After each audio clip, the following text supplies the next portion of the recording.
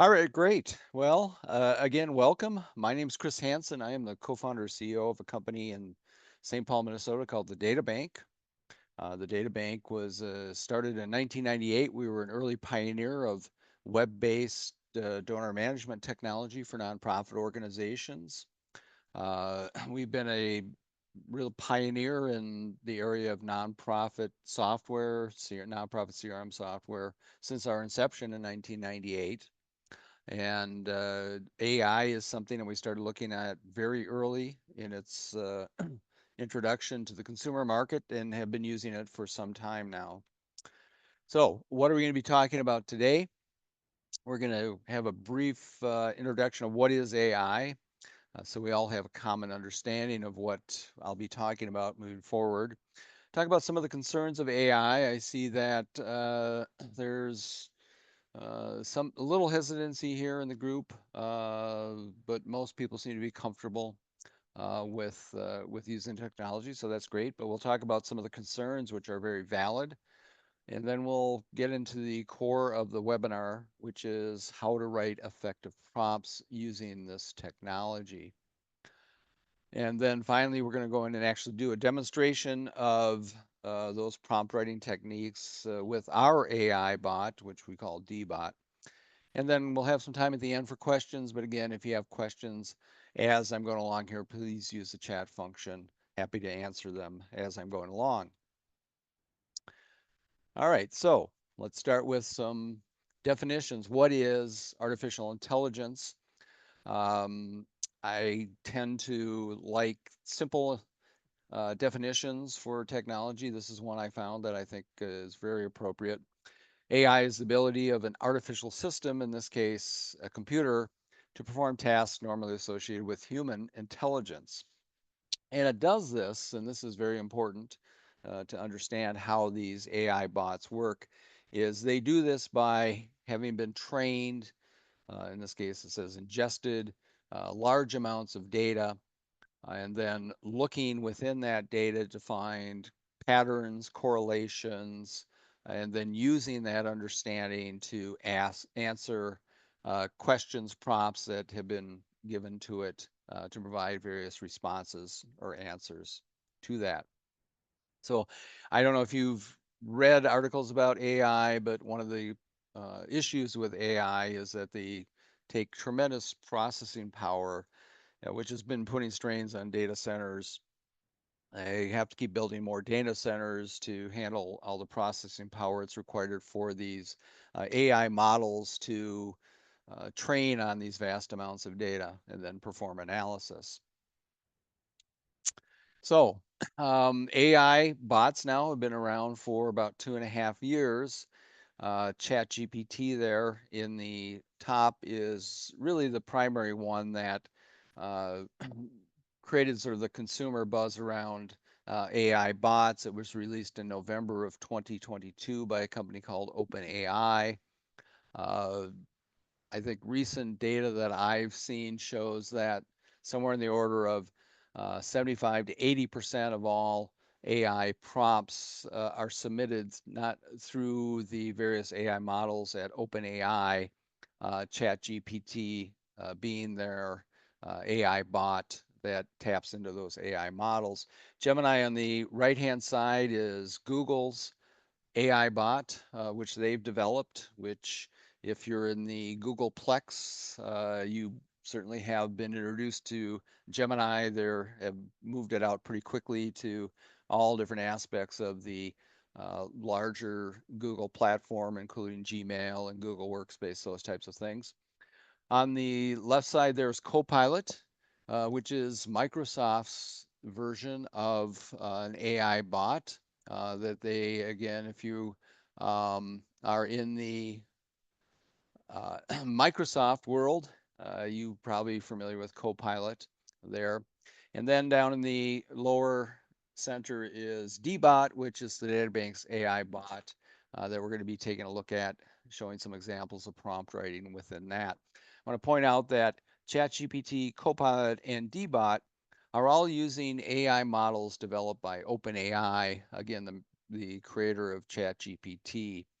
So a number of these AI bots out there in the marketplace share common AI models or AI engines that are in the back end performing the various analysis in response to prompts that you put in there. All right. So while AI and these AI bots are certainly the rage, there are certainly concerns, and they're valid concerns that anybody that's using these AI bots just for personal or for business purposes should be thoughtful about. First and foremost is security. Here at the Data Bank, since we are a provider of a nonprofit CRM to nonprofit organizations, security was at the top of our minds when we started looking at this. How could we integrate the capabilities of AI into our nonprofit CRM and at the same time maintain the level of security that's required for our clients as we're hosting their very critical, important information in there. Um, Bias is another concern to be thoughtful of, and biases come a result of the types of information that these AI bots are trained on. Since they're trained on specific groups of information, they're not trained on everything. Their responses are based on what information they're trained on, and that can enter certain biases into their responses. So certainly something to be thoughtful of when you're using these AI bots.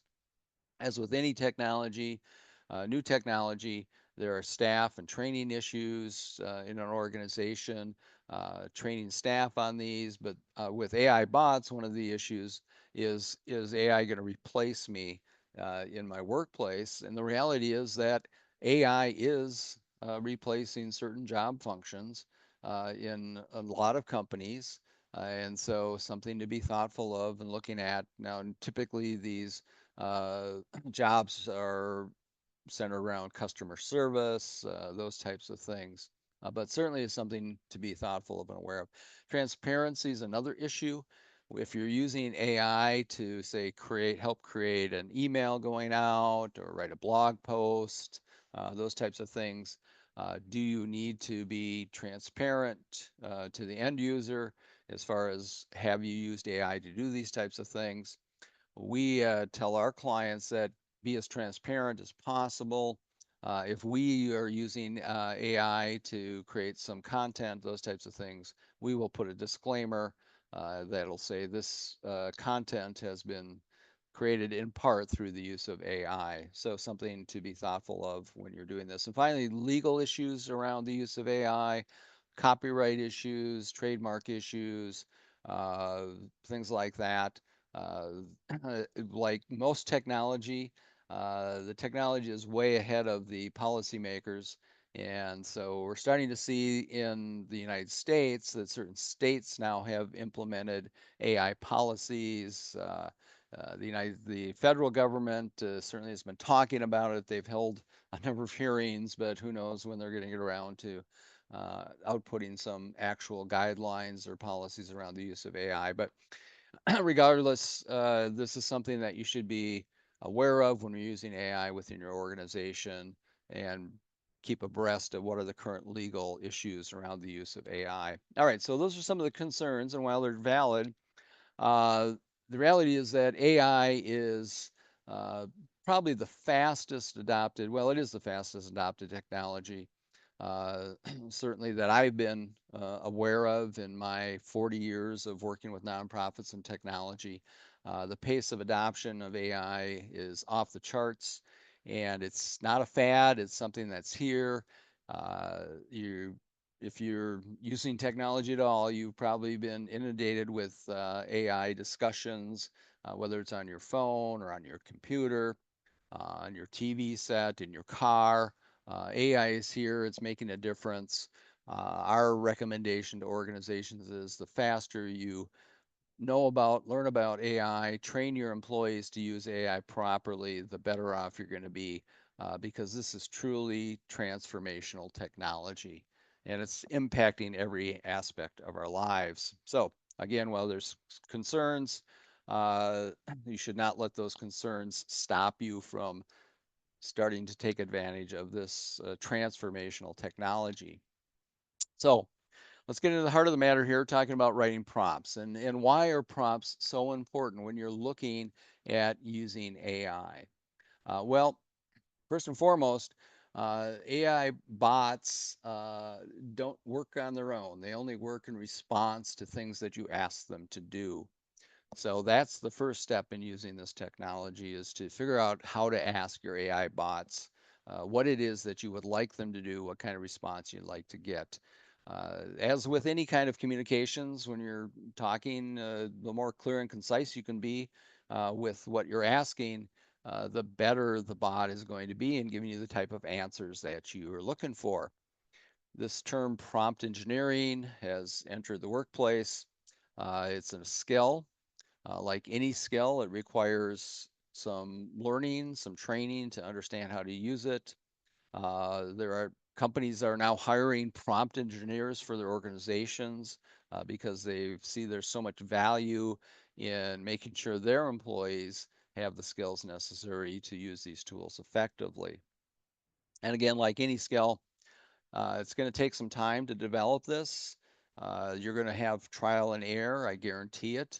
I've been working with these AI bots now for about 2.5 years, and I'm still learning about these. And part of the reason for that is these bots continue to evolve and develop as well. So while you may think, oh, I've learned how to do that, uh, that might not be the case tomorrow as these bots continue to evolve and it requires ongoing understanding and learning and training to use them effectively. So, what are some of the keys to writing effective prompts to get the kind of responses you're looking for from these AI bots? Well, here's three main areas to think about when you're writing prompts. Context is extremely important. The more context, because these bots, uh, the reality is they don't necessarily think by themselves. They only process based on the cues that you're giving them to do it. So the more context you can provide in your prompt, the better the AI bot is going to be at providing you the responses that you're looking for. And be very specific with your instructions. What is it that you want the bot to do? Do you want it to write you a draft of a letter, a draft of an email, draw a specific type of picture, do some type of data analysis? The more instructions that you can directly give to the bot to direct them in their uh, responses, the better you're going to get the responses. And then as many keywords as you can add into your prompt to really narrow what it is that the bot should be looking for. Again, they're trained on vast amounts of data. So anything you can do to provide them to really help them quickly narrow the focus of what they should be looking at is going to give you a better response. We'll break this down just a little bit more. I don't want to get too detailed here, but these are some additional areas to think about when you're writing your prompt. Again, what do you want it to do? Be very specific on that. Context we've talked about. If you have examples of, let's say you want it to help you draft an email going out to your supporters, and if you have an example of an email that you've received or have written before that you'd like it to look at when creating its new one, provide those examples. You can tell an AI bot to respond to you in different personas. So again, be very specific on that. What format do you want the response to come back in? And then tone can also be responded to. So if you would like a funny blog post put together on a specific topic, you can ask it for that. Do you want it to be formal or informal? Those types of things. So when you're thinking of writing your prompts, these 6 areas can really help focus the AI bot and again bring back the types of results that you're looking for. So, why do we believe it's so important for nonprofit organizations specifically? Because that's who we work for, that's who we understand. Why is it so important for nonprofits to uh, understand how to create effective prompts and use this? Well, here's 3 areas that your organization can benefit from the use of AI bots right now, today. And the first and foremost is efficiency. Learning how to use these AI bots effectively can help you create some significant efficiencies in your work, time savings efficiencies. And we'll take a look at this one in just a minute when we're doing some demonstrations of writing prompts. Second area is access. Because these bots are trained, they've been built, these large language models have been built specifically to quickly sort through vast amounts of information and data. They can help you to find information you're looking for much faster than you could certainly do on your own. Uh, and so it's just a great way to help you gain access to information you're looking for. And the third way that these bots are helping organizations and staff and organizations right now is understanding. Again, they can quickly look through vast amounts of information, access that information, and then look at patterns, correlations, commonalities amongst the data to help you better understand what that information is saying, and specifically what it's saying in regards to what understanding you're looking for. So 3 areas right now, these bots can help you with your work. All right, let's talk specifically here about DBot, which is the Databank's AI bot. I'll say when we started looking at these AI bots over 2 years ago now, there certainly were some options for us as far as how to implement the use of these bots within our nonprofit CRM. We could have used an existing bot and done some type of integration. But if you recall back to that slide that had some of the concerns about these AI bots, security was at the top of that. And we quickly determined that the best way to implement AI within our product was to build our own bot, because we could control security, we could control data access, we could control what information the AI engine at OpenAI has access to. So we quickly decided the best thing is to build our own bot, which we did. As I mentioned before, it's powered by some AI models or engines at OpenAI, that being ChatGPT 4o for the text and data analysis work, and DALL-E 3 is one of their AI image generation models that we use as well. So what can you do with DBot? And now I'm going to talk specifically about DBot, but you can do most of these same types of things if you're using ChatGPT or Gemini or Copilot or some other AI bot that's out there in the marketplace. So you can write copy, it can edit copy that you've already written. So you could load that up into the bot and say, refine this, trim this, edit this, those types of things. Create various images and graphics. It can search data, because that's one of the things they're best at doing. They can then do some data analysis and reporting on that data. Because these AI models, several of them now actually access the internet in real time. You can use they're great for doing research. And one of the reasons for that is they don't just do a search and pull up a list of websites that match that search. They can actually uh, go through the information on those sites and summarize it for you in a way that makes it much more accessible and usable. And there's certainly other more ways every day that people are finding these AI bots are helpful for them. So with that, let's go in and take a look at DBot, write some prompts, and show you some of the ways that those various tools are going to help you in creating effective prompts. Okay, so here we are. This is inside a sample database within the Databank, again, which is our nonprofit CRM.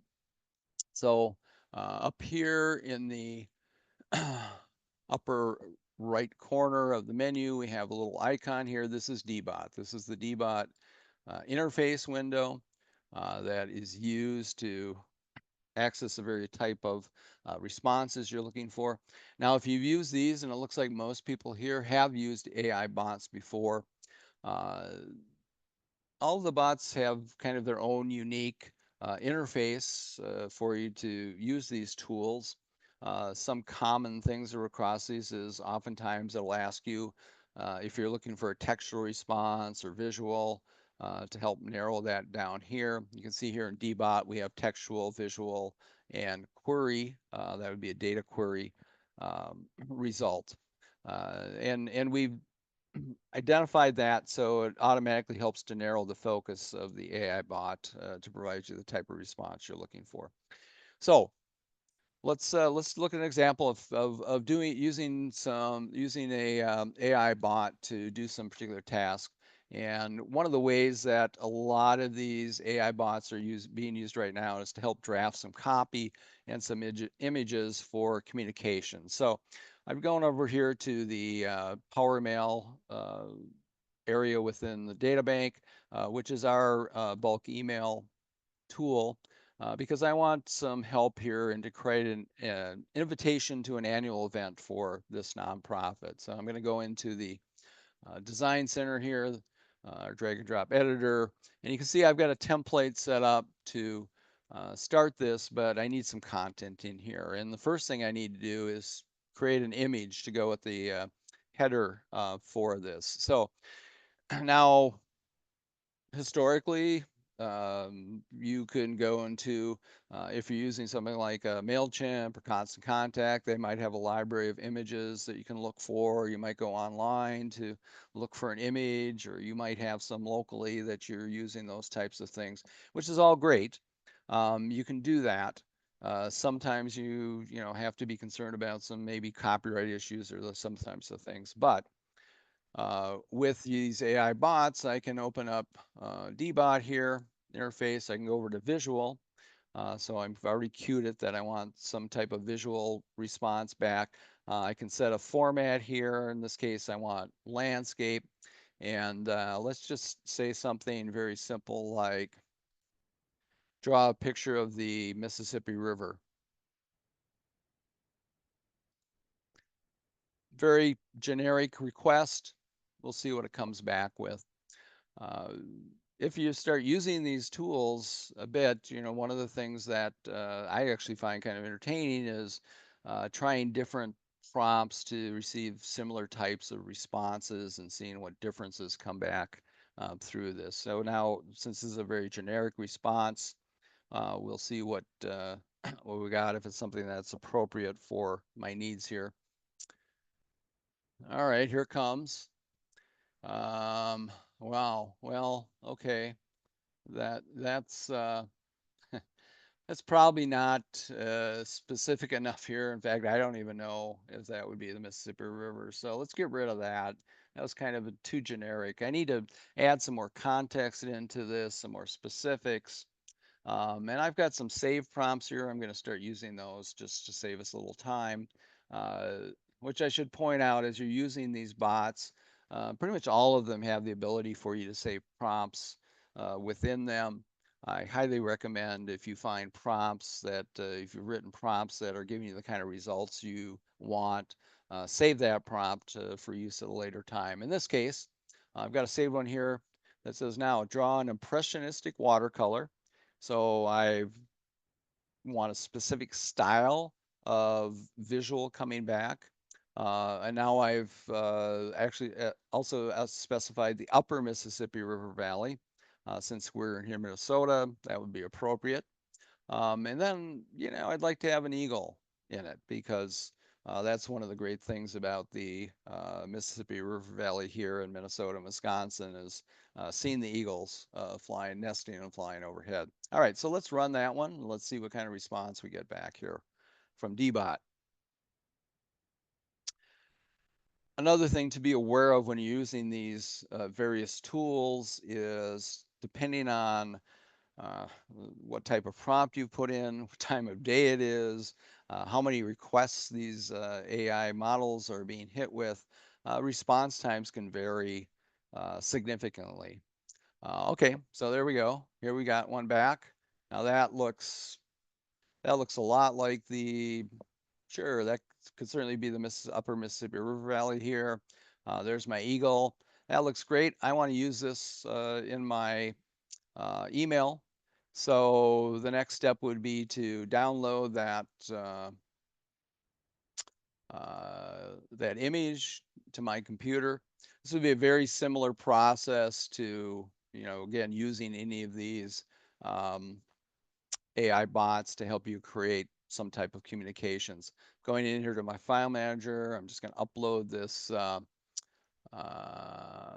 image now that I've downloaded to my computer. There it is. Now I'm just going to insert that into my email. So there we go. In a matter of a few seconds, I've created a unique image specific to the type of visual I want in my email communications. And I say unique because these images created by these AI bots are unique. There's no copyright issues in using these. You're free to use them however you want to. So an important consideration with things. So there we go. Now I've created a visual, but now I need to create some copy in here, and I'd like Dbot to help me do that as well. So I'm going to go over here again to the interface. In this case, I'm going to ask for a textual um, response, and let's just input here. Write a 150-word invitation to our annual fundraising gala. Again, kind of a generic request. So there we are. There's your response back. You know, that's okay, but it's really not specific enough for what I'm doing. So I'm going to add some more specific information in here. And here's a prompt. I'm going to ask it 150 word informal. So I'm asking a specific tone or voice, what the more specific about the event is. Let's send this off to Dbot and see what kind of response we get back from here. I'm sure if you are using the internet or reading online news stories or those types of things, you perhaps have started seeing a proliferation of articles that maybe have a different sort of tone or voice to them because these AI bots are being used more and more for content creation online. And some of it is very obvious. So here's the response back here. Yeah, that looks pretty good. So what I'm going to do here is I'm going to copy this, go over here. I'm going to go into my area where I've got my text, and I'll just paste that in there. Now, what I really recommend is you don't just copy and paste this and send it off. You always need to edit, especially if you're using an AI bot for content creation. Make sure you edit the content, personalize it, do whatever you need to before you send this message off. Uh, because they do have a voice that can certainly sometimes be easy to spot when you're sending out this information. But what this has done is giving me a head start in creating this content. So there's a couple examples of how to create some specifics, add some additional context within your prompt to get better responses for what you like. Um, let's take a look at a couple more examples here. I mentioned one of the things that you can do with these AI bots is ask it to do some internet searches and summarize some information. So now let's say that I'm, again, working for this nonprofit that works around the Mississippi River Valley, and I'm looking for some information specific to some grant opportunities for my organization. So I could say something like, show a list of 10 foundations in Minnesota that provide grants for environmental work.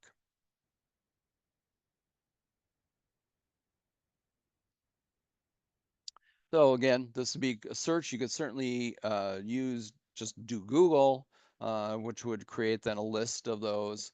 But here now it's created this list of 10 foundations and gives you a little bit of summary information about why they might be a good fit. But I'd like some more specifics around this result. So I'm going to go back over here and I'm going to ask for 5 foundations in Minnesota that are most likely to give us a grant for our work to keep the upper Mississippi River Valley clean, and why are they likely to fund us? So again, providing some more context, specifics in my prompt, so it's going to help the bot narrow down its focus in its response. So we'll send that off here, see what dbot comes back with.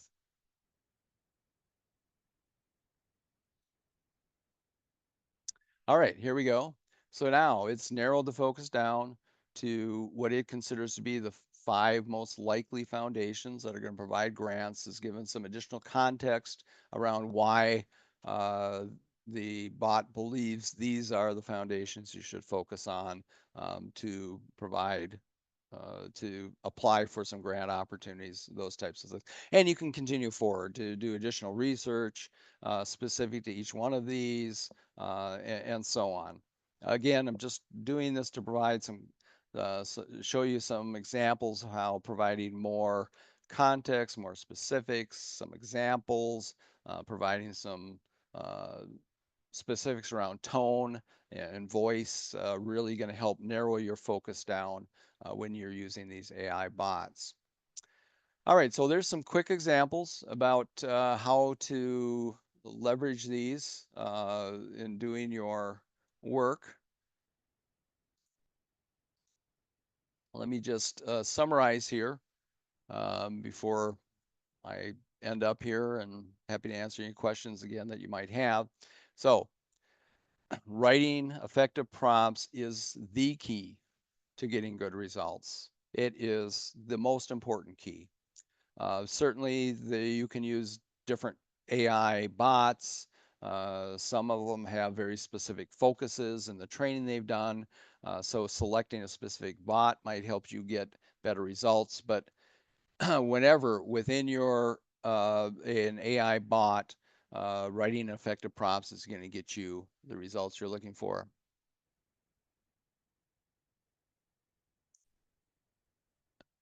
Okay, somebody made a statement. I have searched for dbot and it's showing me how to build dbot. This looks a lot more complicated than chat GPT. Um, well, I'm not sure exactly what you're referring to as about it's more complicated. dbot is specific to our nonprofit CRM. It's not available to the general public. It's really only for users of the Databank to use dbot. And that's why we've built specific capabilities within dbot for use within the Databank. All right. Another thought here again, remember prompt engineering is a skill that needs to be learned. If you have tried using these AI bots and you become frustrated because it's not getting the results that you're looking for, totally understand that. It can certainly be frustrating. What I recommend is continue to try. Use some of these tips that I provided here in writing your prompts, and the results really are a matter of what you're asking the AI bot to do. You are going to get bad results. So you're going to run into errors. It's just part of the technology, use of this technology. I mentioned again that the AI, this technology is evolving so rapidly, faster than any technology that I've seen in my 40 plus years of working with nonprofits and technology. As a result of that, this is a tool that you need to continually learn about, understand changes that are happening. We get daily messages from OpenAI about changes they're making to their AI engines. And then finally, as I mentioned before, keep a list of prompts. Most of these tools have the ability to save prompts in there. Keep a list of prompts that have worked for you for use at later times. You can certainly start with a saved prompt and make modifications to it, those types of things. But just some ideas here to help you use these tools effectively. So there you go. Quick introduction to creating prompts, effective prompts. using these AI bots. Happy to answer any questions you might have. If you want to use the chat function, I'd be happy to respond to questions. I also want to point out that if you have any questions down the road, or you're interested in learning more about what we do, what the data bank does, and how it might be helpful to your organization, certainly reach out to me. There's my email address, or you can just come to our website, thedatabank.com, fill out an inquiry form. We'd be able to answer any questions you might have for that. Well, thank you. I am glad that it was helpful for you. Yes, Patricia, certainly just you can send me an email, or there's an inquiry form on our website. You can just fill out, and we'd be happy to talk to you about uh, how we could help you and work with your organization. Yes, we can certainly provide a copy of these slides. As I mentioned, also, we're recording this webinar, so we will send out a follow-up email with a link to the recording of the webinar, and we can certainly provide you a copy of these slides. All right, great. Well, thanks, everyone. Hope you found it informative, and have a great rest of your day. Take care.